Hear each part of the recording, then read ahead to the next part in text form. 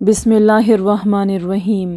پھر آپ نے فرمایا کہ شہداء 5 قسم کے ہوتے ہیں: طاعون میں مرنے والے، پیٹ کے عارضے ہیضے وغیرہ میں مرنے والے اور ڈوب کر مرنے والے، اور جو دیوار وغیرہ کسی بھی چیز سے دب کر مر جائے، اور خدا کے راستے میں جہاد کرتے ہوئے شہید ہونے والے۔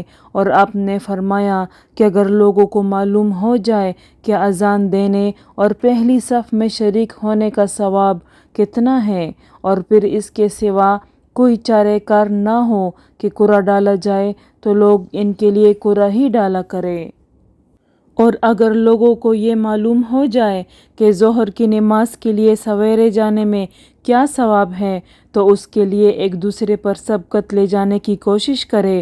اور اگر یہ جان جائے کہ عشاء اور صبح کی نماز کے فضائل کتنے ہیں، تو گھٹنوں کے بل گھسیٹتے ہوئے ان کے لیے آئیں۔